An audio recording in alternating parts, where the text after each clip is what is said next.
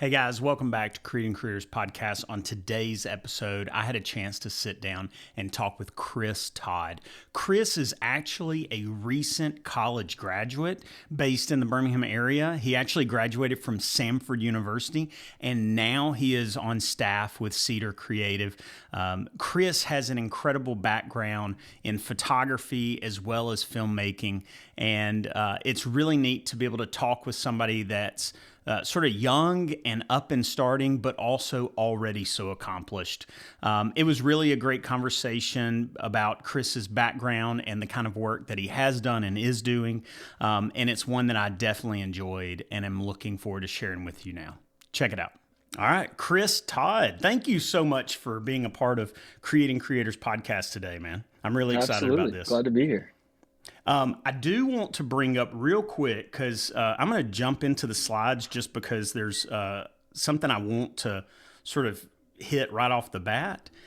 So I ask, who is the real Chris Todd? Have you ever searched yourself up on Facebook? On Facebook, no. Google, definitely. Okay. Yeah. Okay. Yeah.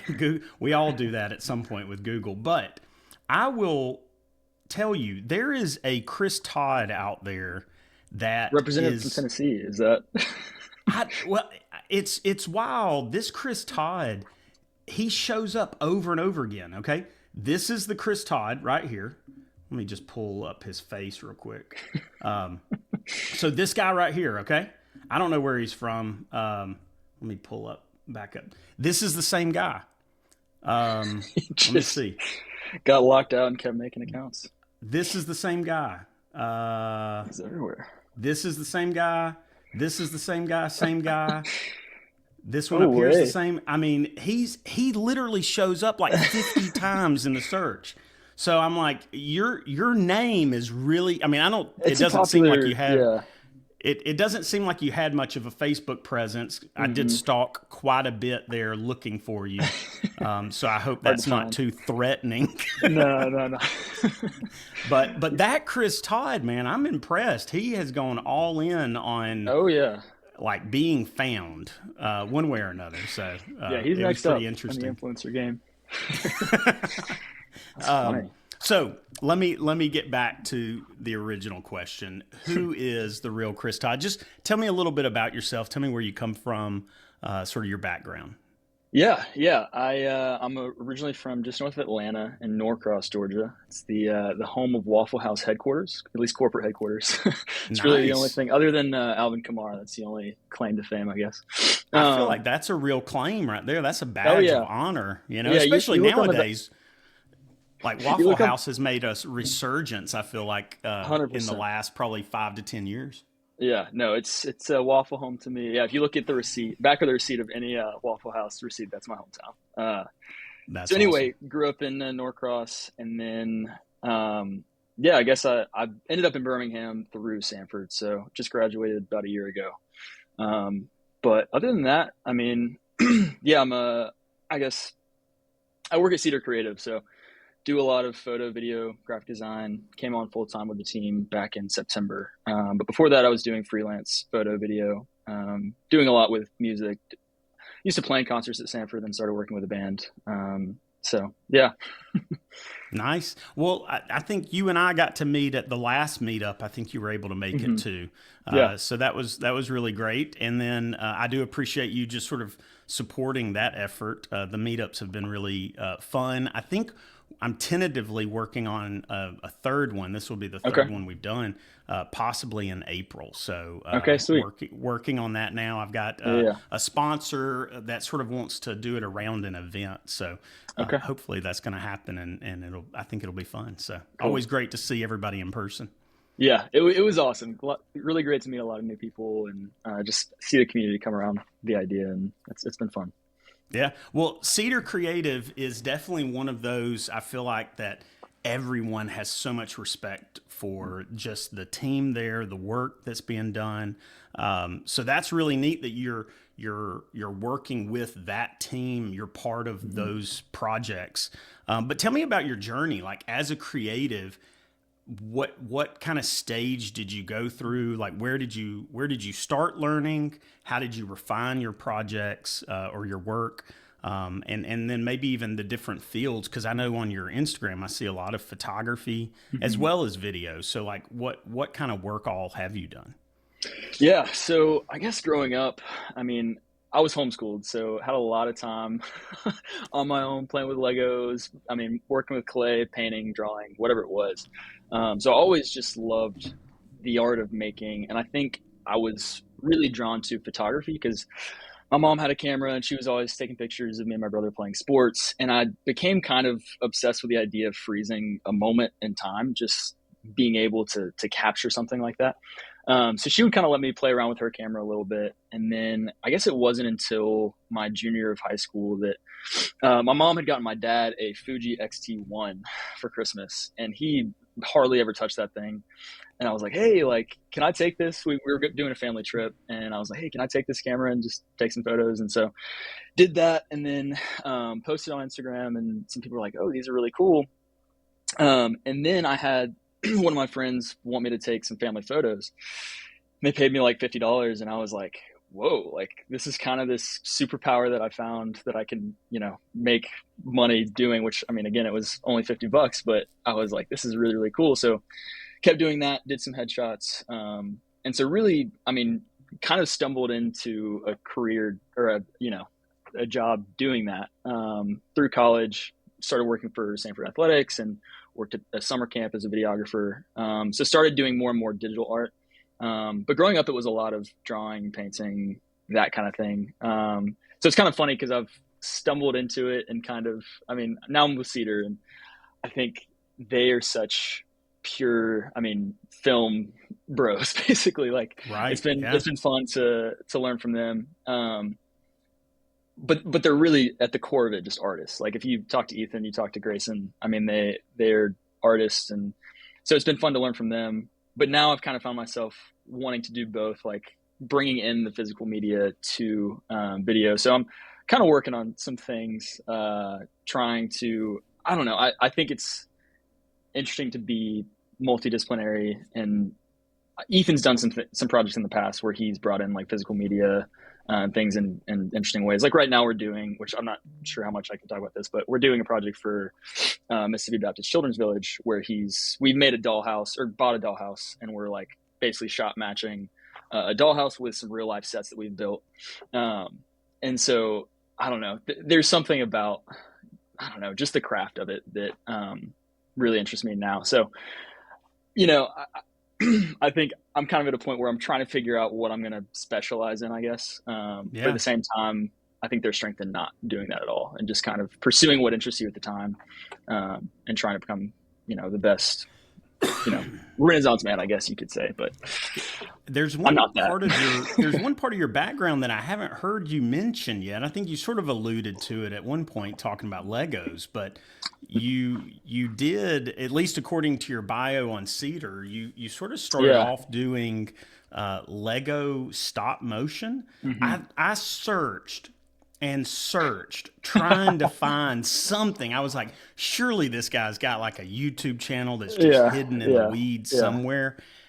I couldn't find it. So I usually love to bring up that kind of stuff if I could. I should have reached out to your mom. I think she probably would have given me something. So there's some on my mom's website. She has a website that's a treasure trove of embarrassing photos and stuff. But a lot of those are kind of locked away on just different hard drives from back in the day that may never see the light of day. I want to dig them up and kind of create a library of all that stuff just for me to look back on. But yeah, I mean, Lego stop motion, that was kind of the main thing. I had a Rebel T3i and set it up on a tripod and just, do little scenes. And that was kind of my first exposure to actually making any sort of film. I would do that. And then me and my cousins would make like Indiana Jones style, like fight scenes and that kind of thing.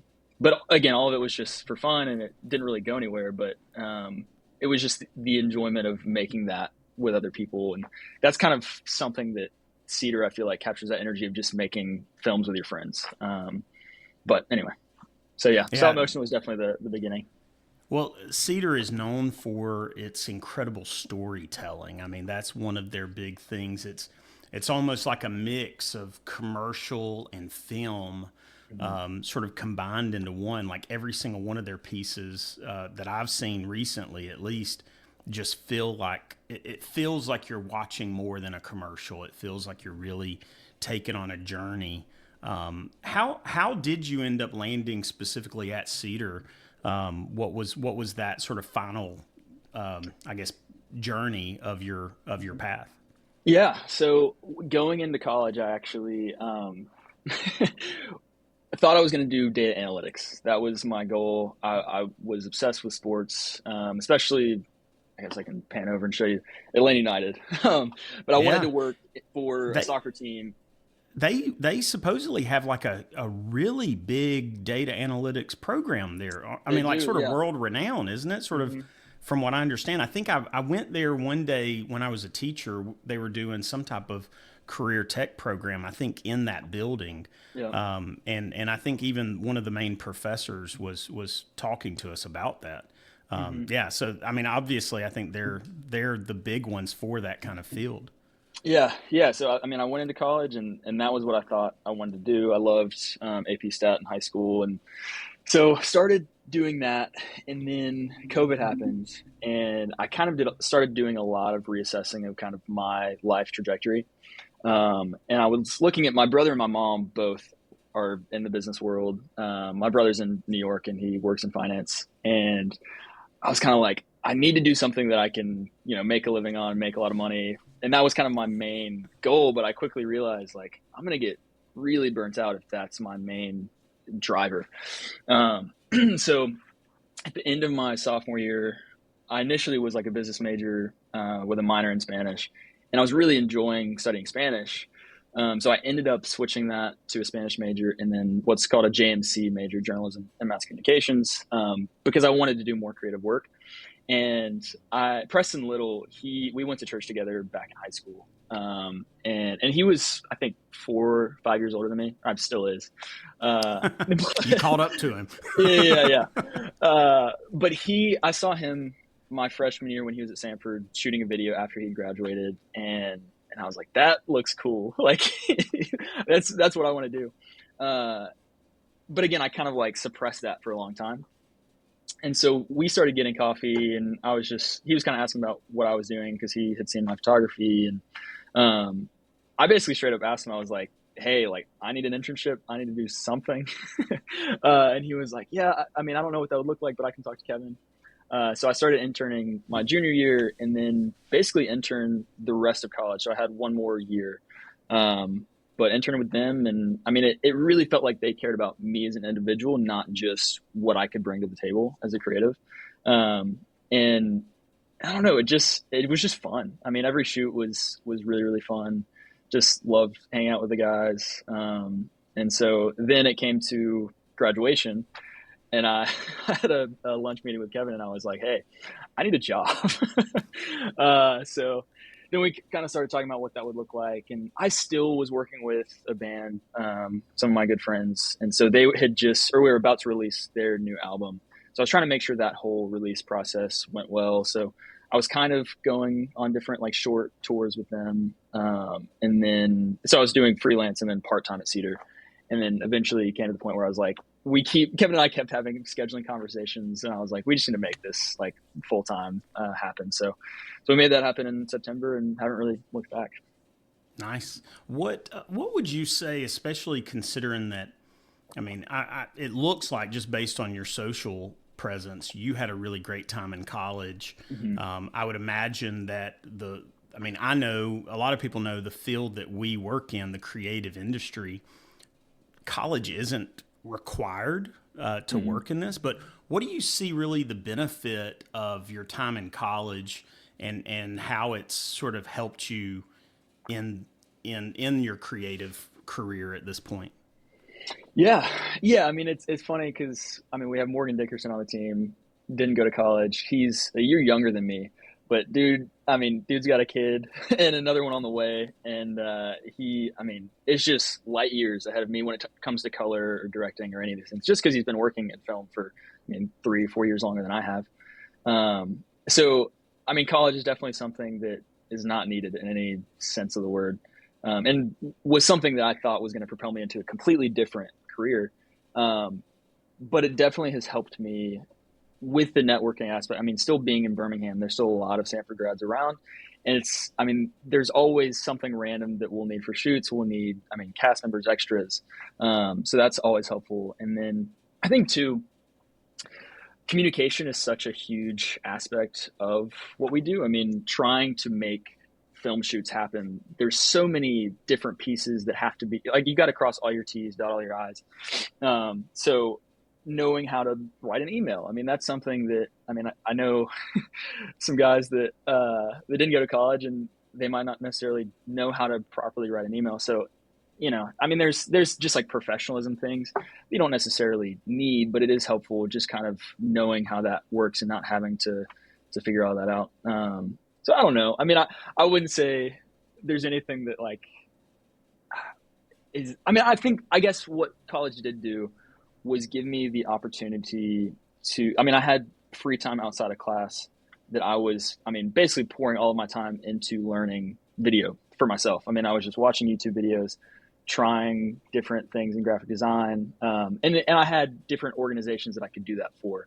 One of my favorite things in college that I did was planning concerts for Samford. I mean, we would plan 2 or 3 large concerts per year and then monthly concerts. And so through that, I was getting to meet all these different bands and artists, and get to make all of the posters, like any graphic design for that. But really the biggest reason I did that was because I'll circle back to this. When I was going into college, I really wanted to do concert photography. I had just kind of gotten into photography really as a job, working at a summer camp. And I was like, I just want to shoot photos. And the first weekend there was a music festival in Tuscaloosa that I had a credential for. And I'd never had a credential for anything in my life. And I was like, this is the coolest thing ever. But that was Connections Weekend, which is Samford's kind of orientation weekend where you're getting to meet all these new people and do all this stuff. And my mom was like, you have to go to that. Like, it's your first weekend in college. You're going to miss out on meeting all these people. And I kind of had some resentment for that, but eventually I was able to get in the role where I could give myself a media pass. And that was really my biggest goal with that. So it gave me an opportunity to shoot a lot of different stuff, like basketball, like different athletics stuff and concerts, and kind of see what I was actually interested in the creative realm. Yeah. So you didn't go to that concert in Tuscaloosa, or you didn't go to it? I did not go to that concert, but yeah. But Mom always wins out, man. Concerts. Yeah, no, she does. Yeah, she. Anyway, yeah, it was fun. Yeah. Well, I mean, I went to college. I was a teacher, so my college. I was a history teacher, so my college degree doesn't contribute. Well, in high school, I wanted to be a history teacher. That was what I initially wanted to do. So I have great respect. I loved my time in education. I mean, I think it, first of all, my time in education, as well as my time even before that, I was really involved in church and speaking at churches when I was young in high school and early college. I feel like all of that contributed to my skills now as a talker. Some people may question the skill part of that, but in general, I mean, I talk, probably one of my greatest assets is my ability to just carry on conversation and hopefully make people feel relatively comfortable in those conversations. And I've never met sort of a stranger in that sense, or an audience that I'm sort of really intimidated by. So, but I would say that my time in education definitely contributed to that, as well as my time in college, I think sort of helped me prepare for that. Not to mention, like you talked about, the networking opportunities that happen in college, especially if it's a college where, like you are, where you're then working in a similar community where a lot of those graduates remain. What was your major that you ended up finally settling on? Yeah. So, I started as a political science major, actually, going into college. And then I switched to business. And then I ended up being a journalism and mass communications and Spanish double major with a minor in business. So, nice. How's your Spanish still? Have you kept that up? Have you utilized it? That is, I think, my biggest regret from college so far. I mean, I lived in Spain for a summer, and so I was pretty good by the time I graduated college. But I mean, I haven't really used it all that much. Atlanta United just had their first game back, and so after the game, they interviewed Miguel Almiron in Spanish, and so I was listening to that interview, and that was kind of the first thing that I've listened to in probably like a year. But I was able to understand most of it. So I definitely want to get back into it somehow. But yeah. I personally would say, I mean, even in the maybe even especially in the creative industry, I feel like being fluent in both Spanish and English would be a huge asset for any creative team. There's been tons of times where I say tons. There's been quite a few times where I feel like, or even I've had to reach out to a bilingual person to help translate pieces, or even like time up certain pieces that I was editing that had to be either bilingual or had to be translated. Yeah. I mean, I had a training video I did one time that had to be voiced over in English and in Spanish, and the Spanish part I had to bring in and pay somebody to sit down with me to help time out the B-roll clips over what was being said, because I was like, I don't have a clue. I mean, I took French in high school, which was a complete waste of my time in high school. Not to mention I was a terrible high school student, just never paid attention. So that's probably why I eventually had to become one myself. I had to pay it back, So that's funny. Yeah. Well, let's talk a little bit about your work. I want to what role do you serve on set often with Cedar, and then also I want to look at some of your work that you've done even outside of your time at Cedar. Yeah. So I guess on actual film shoot days, I mean, I'm sure you talked to Kevin and Ethan and Grayson all about this, but we have a unique approach to film sets. So everyone's kind of swinging around doing different roles at all times. But I guess the main things that I'm doing, I mean, this past shoot, I was helping Preston with lighting, just helping him grip. A lot of time, I mean, most shoots I'll be doing BTS photography as well as just being a production assistant, or sometimes I'll be pulling focus. Some shoots I'm directing, kind of the smaller gigs. I mean, other times, camera operating. It really just depends on the shoot. I mean, we're all kind of shuffling around, whatever will be best for that specific role. But a lot of times BTS is what I'm doing. Yeah, Cedar seems like one of those all hands on deck kind of teams where on probably most of their shoots, it's everyone's just serving whatever role they need. Yeah. Were you involved with the Children's Hospital shoot? Yes.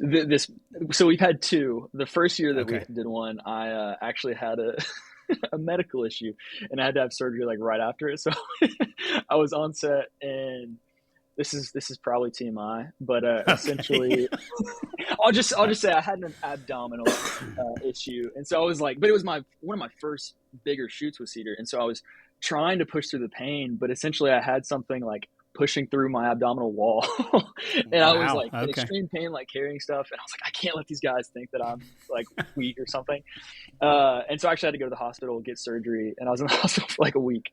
So that was an interesting shoot for sure.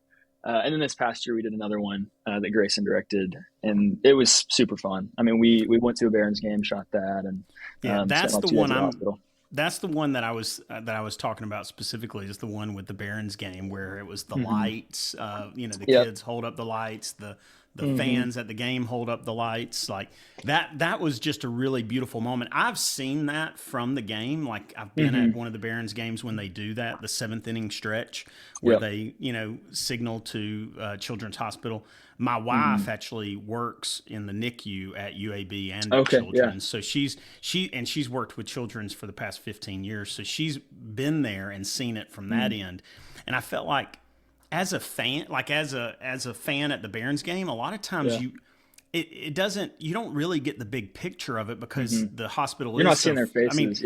Right. It's close, but it's far enough away to where you can't see their expressions. And the way that y'all showcased that was just beautiful, man. It really gave so much more grounding to that moment, and was just really sweet. I talked to Preston, got coffee with him, I think last week, and I'm actually supposed to interview him, I think Thursday. So I'm looking forward to getting most of the team at least. I know there's a few more I still need to get in, but he was telling me that he was like flying the drone and was like, it was super stressful because he was like, I don't know how much more battery I have, and we got to get this thing going like now.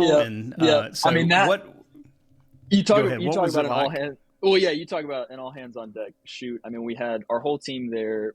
It was split between the hospital and the game, obviously, and it was me and Morgan at the game, and it was kind of a nightmare because we had initially the game was supposed to be on a Friday, and obviously on Friday night there'd be a lot bigger of a crowd, but this Right. game it got rained out, and then we had to have it on either a Monday or Tuesday, and there was no one there. And I Mm. mean, the whole shoot was relying on this shot of the stadium feeling full, and you see all these lights, and so this, I mean, it's the seventh inning, and so you have a lot of people start to leave. And Morgan and I were like, we got to get people, like, we got to, round up all these fans that are leaving, be like, hey, like, please don't leave. Come to this section. Like, if y'all can all sit here, we'll make it feel super full. Like, it's for Children's Hospitals for the kids. And so we were sprinting all around, sweating, and we have them on radio, like, all right, it's coming up.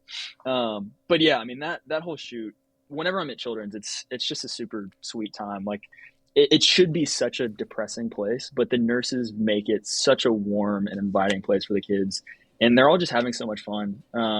So yeah, I mean, I wasn't in the hospital when they were shooting that, but just seeing all their faces light up when they see the lights, it's just something special. I really love that film.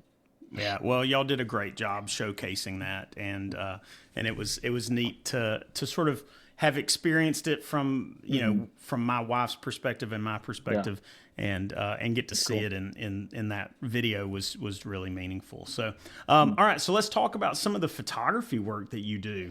Obviously, you've been a part of some really cool moments, but I want to ask you specifically about. Let me find one of the. Yeah, these shots you do. Hello, sorry. There we go. The audio was sort of hitting in pretty hard there for a second. It's these photos. Yeah. So, what is this camera specifically that you're capturing these sort of like movement shots? Actually, let me go grab it real quick. I'm trying to find a better example, even. There we go. Let's see. Okay. Here we go. So these, a lot of people think these are film, which I actually saw a reel recently that I think these are kind of becoming more of a mass-produced thing. But I found this guy who designed this 3D printed lens. So Grayson just got a 3D printer for the office. I mean, I say just, it was like a year ago. And so I had an old film 3D camera that I used to shoot a lot in high school. And then I left it out in the rain, and it doesn't work anymore. And did it have like the 3 separate lenses that were sort of 4. spread out a little bit? Oh, 4. Okay. Yeah. So the more you have, the more smooth it looks. But the more I was shooting concerts and events like this basketball game, I wanted to be able to do that super quick and turn it around like 24 hours after the event, or even right after the event. And so let's see if I can. Film doesn't work well for quick turnarounds. No, not at all. So this is my mom's old, I don't even know. This is a Mark, I guess it's just a 5D. Yeah, 5D Mark II. And so essentially you have 3 different lenses with like flanges that kind of cut off that mirror, so that you can't, there's no spill, but you have 3 different images that are right next to each other. And so when you have flash and you have, like in that video right there, you see the water droplets kind of falling. Like I was talking about, freezing that moment in time. I just think it's the coolest effect. So with these, I would I actually took these into Resolve and did some film looks with that. But that was a super fun night. I mean, we beat Furman, which is Samford's biggest rival. And that was on the way to March Madness. So that was a really, really fun experience. Well, Samford's really had like a crazy run of a few years now with basketball. Seems like they've sort of been on top for a while. Yeah, it's been fun to watch. I mean, I've worked with them for the last 3 years, and then this year, Cedar's been hired to do a season-long documentary for them. That's cool. So I'm really excited about it. I mean, this team, there've been some ups and downs, but I think we're starting to click, hopefully at the right time. We have 2 more regular season games and then SoCon tournament. And all that matters is that we win the SoCon tournament, and then we get to March Madness. So we'll see how it goes, but it's been fun to get kind of an insider look at the season.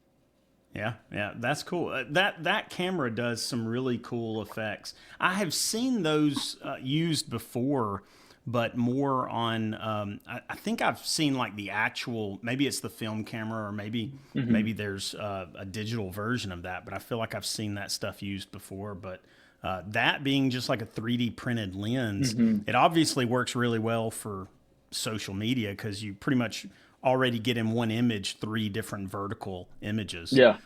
So that's really cool. It's a cool tool to have. I wonder if so they, as far as you know, they haven't mass produced that. It's just something So that's what 3D printed. when I got this, I mean, this was probably a year and a half ago now that I made this one. But I was scouring the internet trying to find some kind of digital version or some kind of mass produced version. It was just easy to make. But with this, I had to buy 3 different disposable cameras, take them apart, take out these lenses. I mean, there's like probably 10 different individual pieces that went to this. So this was made by a guy named, I think, George Mua. He's a photographer in Atlanta. But I mean, he only had like 1,000 followers and it wasn't like a big thing. But now I think there've been some companies that are kind of taking advantage of that and making these lenses more accessible, which is great. Yeah. But do you still use that same camera, that same lens? Have you done any more of that recently? I did a lot with some concerts. I want to do more soon. I want to see if we can somehow incorporate it with a Cedar shoot at some point. Yeah. Hey, bring it. But I love it. Bring it to the next meetup, man. I would love to have some of those shots, man. That'd be awesome. That'd be great. That's awesome. All right, so let's talk about some of the concert or like music video kind of stuff you've done. So who is this band? It looks like it's Zion Goin? Zion Goins. Yeah, it's just Goins. Okay. Yeah. Okay. And so you traveled with them. This was the band that you were saying that you actually did like a tour with. Yeah, I say tour. I mean, we would do like 3-day runs. So essentially, I mean, Zion Goins, he's a guy, he's initially from Tennessee, but he moved down to Birmingham and he was a barista that was friends with a lot of my friends when I was a freshman. And so I kind of got to know him. And then that drummer right there, Jacob, his older brother, John, I became friends with all of them. Jack Sullivan is the guitarist. But I was playing concerts at Samford and they were a local band that were kind of making some waves.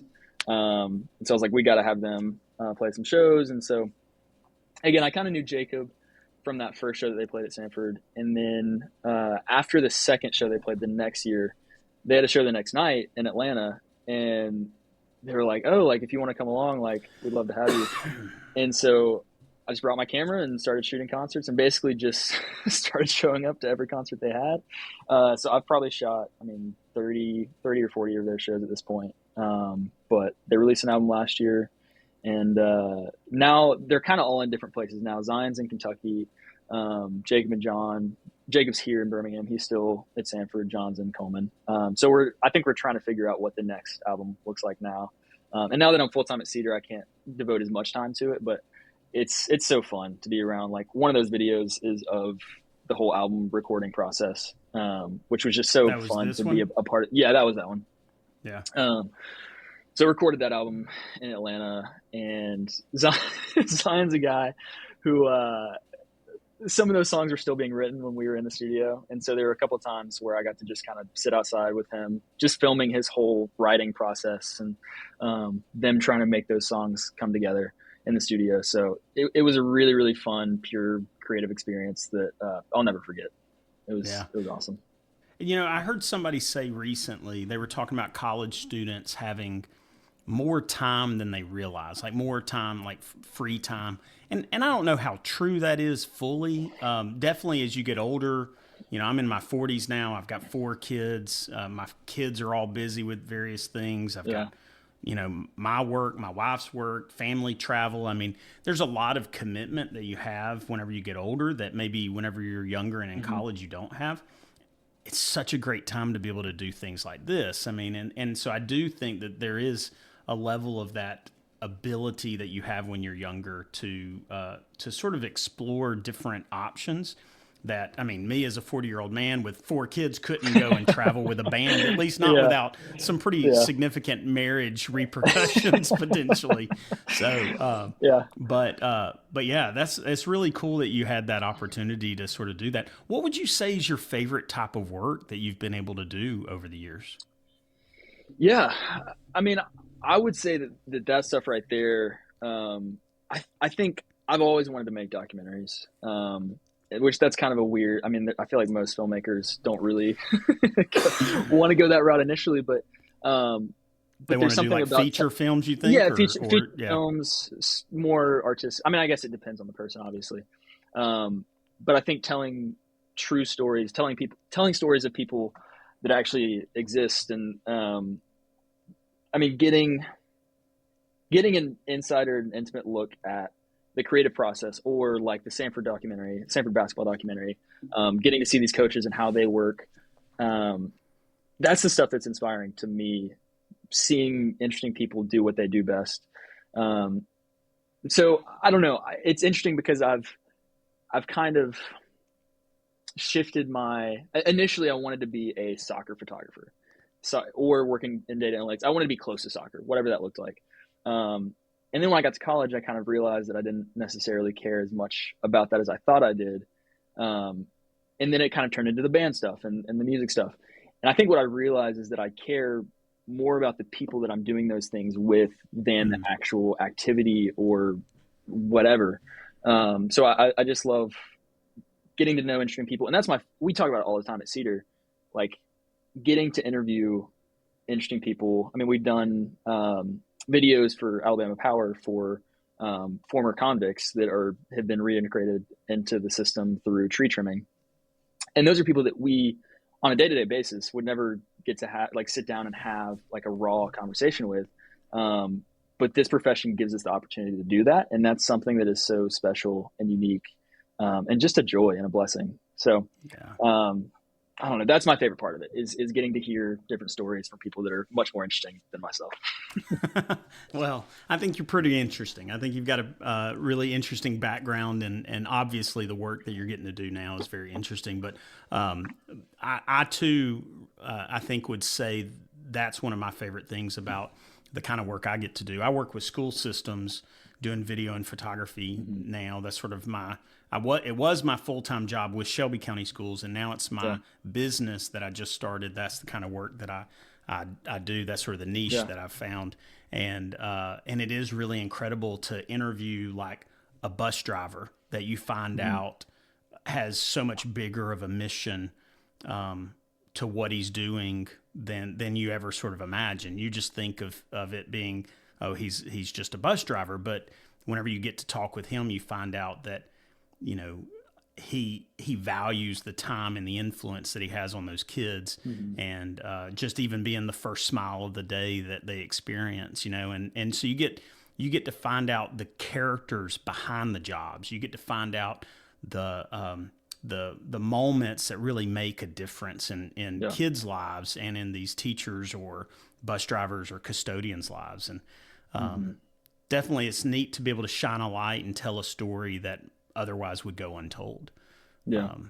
That's really cool to me. Both my grandparents on my mom's side were teachers in the Troy City school systems for 20, 25, 30 years.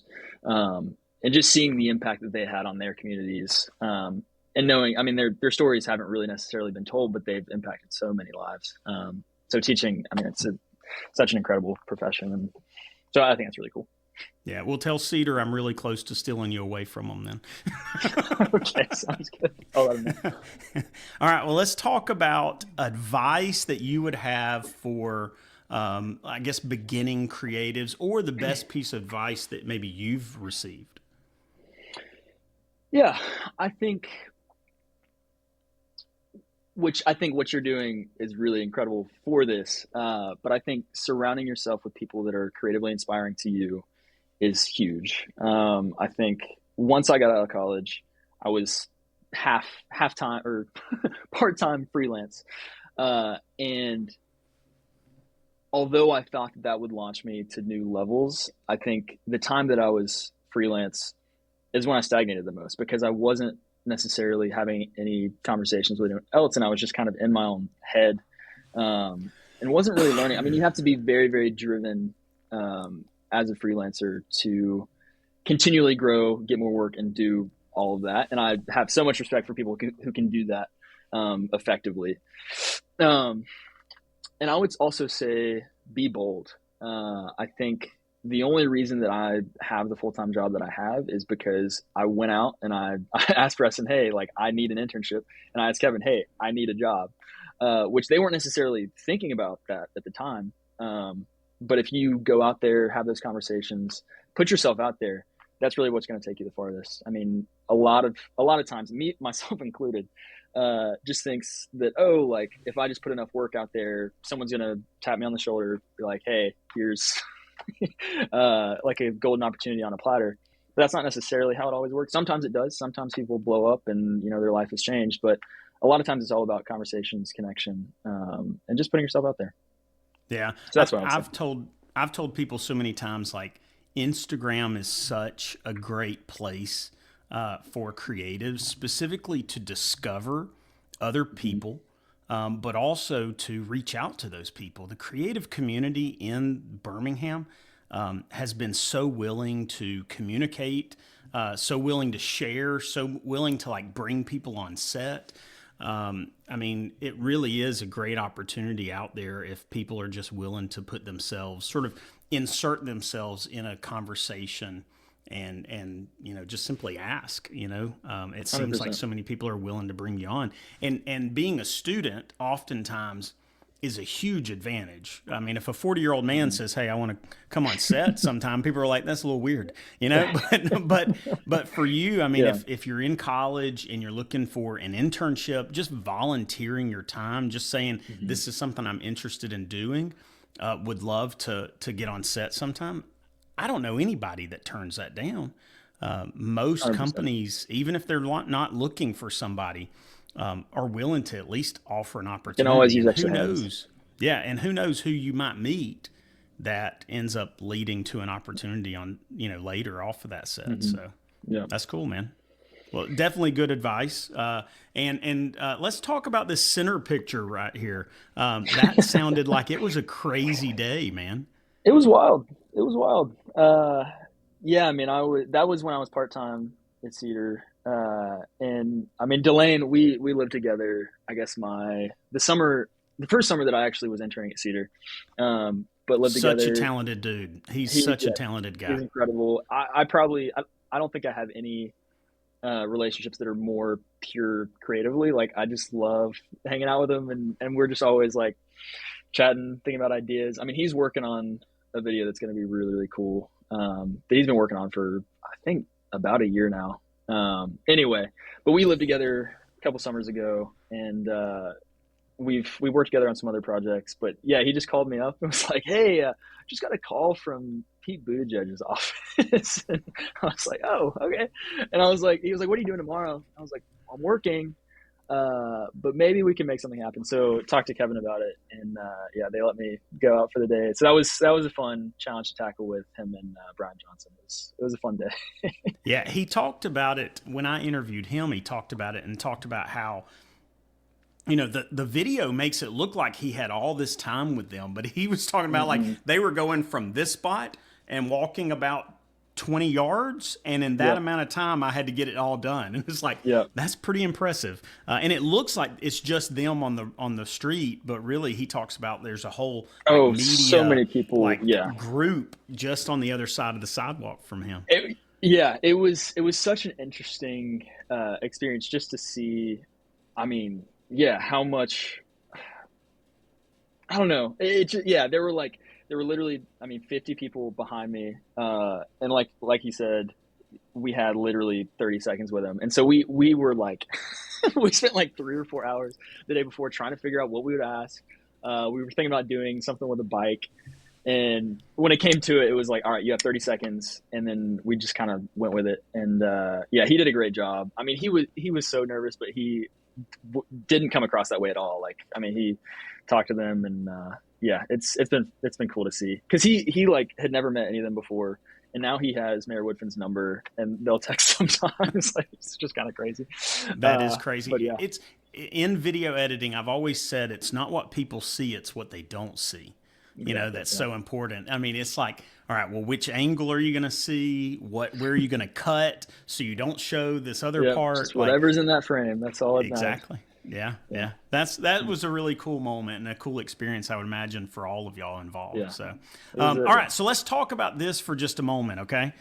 This to me is something really interesting, and I just feel like I need a little bit more of an explanation. So, this fact about you, it says that you're from Norcross, Georgia, and was Correct. born with an extra finger.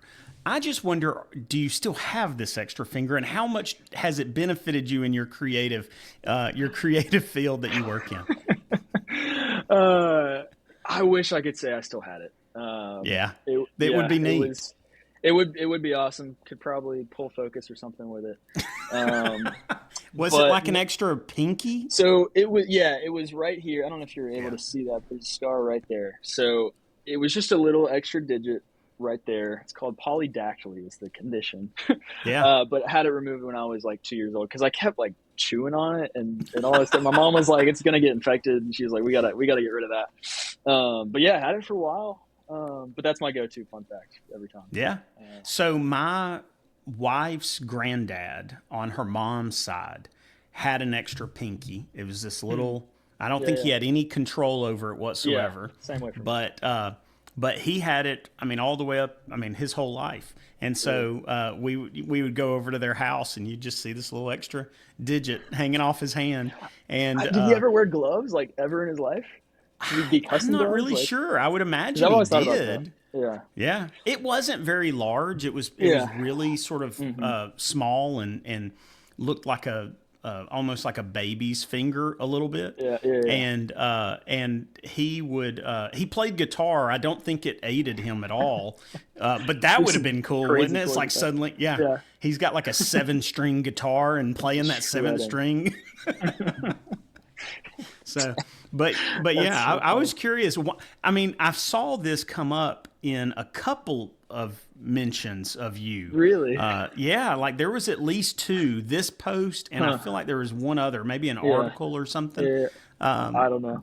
So I was like, this is a really proud thing that he's like holding on to. Yeah. Well, it's. I mean, that's always whenever you're going around in a circle, people are doing fun facts. Even if it's like this little baby finger I didn't actually have any control over, it makes it sound. I just say that the crowd's like, "What? That's crazy."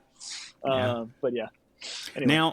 Now they say in with my my wife may not be happy about me sharing this, but I think that her grandparents were cousins. I don't know how close of cousins, but I think they were cousins. And supposedly there was this idea that his pinky may have been a sign of something even above him. So, you know. I mean, a lot of my family's from backwoods Alabama, so I wouldn't doubt it. Boy. Yeah. Not to throw anyone under the bus. But. No, I'm sure that's not what it is. Extra pinkies, I think, happen all the time. So, but I thought that was pretty interesting, and interesting that you put that out there. So I figured it was free game to bring up in here. So, this may be the part that you tell me to cut out later. No, you keep it in there. Keep it in there. All right. So tell me, what's next for you? I mean, here you are working at Cedar Creative. What's next that you're going to? What are you aiming for? What is there a certain role that you hope to serve or continue serving at Cedar? Or I mean, it sounds like you relatively recently graduated college. Yeah. I mean, have you peaked at this point, or are we moving on from here? Probably. I don't know. I think it's been an interesting journey joining Cedar because I mean, the first when I joined, I had never opened a C-stand. I had never done a lot of the things that are kind of commonplace to me now. But it's been super fun. And I really, the biggest thing that I love about it is just building something together. And I mean, you know, the goal is to do full feature films, and every single gig that we do is just getting extra reps to try and function as a team that can create a full feature. So I'm excited for that. I'm excited to just keep working with the team. I've directed a couple projects, and I'm looking forward to directing more. And so that's something that I definitely want to exercise that muscle and get better at. But I think, I mean, you know, I'm just out of college. I'm single and I have plenty of time. So I'm trying to just get as good at as many different things as I possibly can. I mean, I'm trying to explore different types of art, different physical art, getting back into those things that I loved when I was a kid. Just to stay. Are we going to see Legos come back We'll in stop see. motion? You just might. You just might. I look forward to it. Yeah, I want to find your mom's website and link it below in the description of this video if I can. She's definitely going to watch this, and she's definitely going to give that to you. So that's going to be unfortunate. I look forward to it. Yeah. But yeah, we'll see. I mean, I just really looking forward to continuing to create and continuing to meet more of the people that you've talked to, and just getting more plugged into the Birmingham community, because I think we have an opportunity to do some really, really cool stuff. And I mean, through these creator meetups, I think there's some connections and some team ups that I've seen that have been really, really cool. So I love, that's the biggest thing that I love about Birmingham is just the warmth of the community. And yeah, like you're talking about, the willingness to collaborate and just make cool stuff together. So we'll see. Yeah. Is there a role that you haven't served yet, sort of in filmmaking or commercial that you hope to? You know, it's been really fun. I want to get better at all of it, which is, I only have limited time, but I definitely want to get more into color. I mean, having Grayson and Morgan on the team, just two unbelievably talented colorists. And I mean, I can play around with some stuff and try and make it look good, but they have kind of a scientific approach to it, which is really interesting to hear them talk about. So just, I guess, being more clinical with that, and just getting better at the finishing aspect of videos, whether that's sound design, color, and just editing. I mean, Ethan is the best editor that I've ever met, so learning more from him. Preston is becoming incredible at lighting, so learning from him. And, there's little bits and pieces from everyone on the team. I mean, Kevin's an incredible communicator and a conversationalist. So there's so many things, but I don't know. I guess that's really what I need to do, is figure out what I can specialize in and get good at, because I love all of it, and I love getting to work with them. So. Yeah, well, I think you're definitely part of the right team, and seems like you've got a great opportunity to sort of pick up on different strengths from each of them. Not to mention, it's pretty awesome the kind of team that y'all make, where everyone brings, first of all, just a willingness to do whatever it takes, but then also I'm sure everyone brings their own strengths, including yourself and your backgrounds that have sort of fed into this. So props all around to all of y'all. I do love these pictures. Your mom does share quite a bit of you and your brother when y'all were young. So, and I would say that bottom with the sort of almost like a little bit of a Joker kind of smile on you there. It's a great photo. So I really enjoyed. Turtlenecks are coming back. Do what? I think turtlenecks like that are coming back with those. Oh, definitely. Definitely. They're definitely making a solid run in 2025. So I look forward to, you sporting it maybe at the next meetup, if it's still a little chill in the air. Okay. So who inspires you? Who pushes you to sort of new levels in your creative journey? Who do you look for to sort of like, I mean, I know we've already talked about a lot of the people there at Cedar, but even outside of your team there, who do you look at for inspiration? I mean, I would really say, going back to Delane, like, I think he's someone that, I mean, we lived together, and when we were living there, he was making a lot of videos, and there were some things that maybe I would teach him about lighting and stuff, but just his creative mind and the ideas that he had, I mean, it just flows out of him. So I think those conversations with him, again, are some of the most inspiring for me. Obviously, the whole Cedar team is inspiring to me, but outside of that, yeah, Delane is someone that, I mean, I just love going to Brian's studio and just hanging out, talking with him, trying to brainstorm how we can make his video better, how I can make my videos better. That's always super, super fun for me. So outside of all the Cedar guys that I've already talked about, that's the main person I would say. Yeah. Are there any like industry relevant people or people that are like, yeah, quote unquote, big time, I guess, in the world of creative industry? Yeah, I think. I mean, I would say the very basic answer would be Christopher Nolan. Yeah. I mean, I love all of his films. The team that he and his brother and his wife all make together. I mean, he and his brother write most of his films together. And I'm not much of a writer, but I would like to be. And I think that's something that's very impressive to me. Just the non-linear storytelling and a more kind of grounded approach. Oppenheimer is probably my favorite film of all time, which that's a little less. I mean, it is non-linear, but doesn't play with time as much as some of his other films.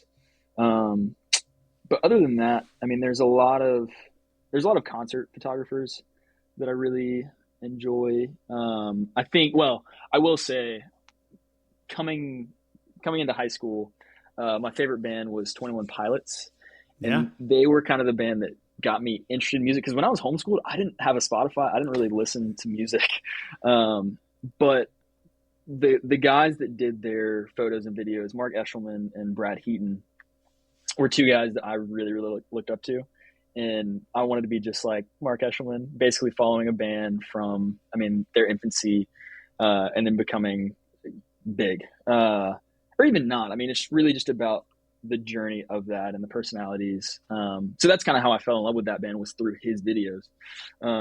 So I guess those are two that inspired me to really get into video in the first place, and photo. Yeah. But I think. Well, I love the idea of even what you talked about earlier, the idea of your passion for documentary, the idea that it's not necessarily about the kind of activities you're capturing, but more of the characters that you're capturing and getting to tell their stories. Like, it's really neat. And again, I think we see that with your work with Cedar and the kind of projects that y'all are doing, where you're sharing those stories of the characters and the individuals and sort of the mission behind what they're doing. And then obviously to your videos and photos that you've done with concert stuff. It seems like you've got a really consistent trajectory that you're going in. So I look forward to seeing where that sort of takes you, man. Props all around. Seriously, I think the work I see from you, from sports photography to concert photography to video to, the narratives that y'all are doing at Cedar, I think you're definitely doing some really cool things. I appreciate that. Yeah. Well, thank you. I appreciate you, and ARG to you. I appreciate you taking the time today to join me on this podcast, man. Of course. I hope I didn't offend you and your pinky too much. Absolutely not. No, I'm proud. I'm proud about my extra finger. I like it. Well, seriously, thank you so much for joining me today on this podcast. I really do appreciate it. Well, thank you, Brian. Thank you for all you're doing for the community. Looking forward to that next meetup. It'll be fun. Definitely. Well, I expect to see you there, man, if you're able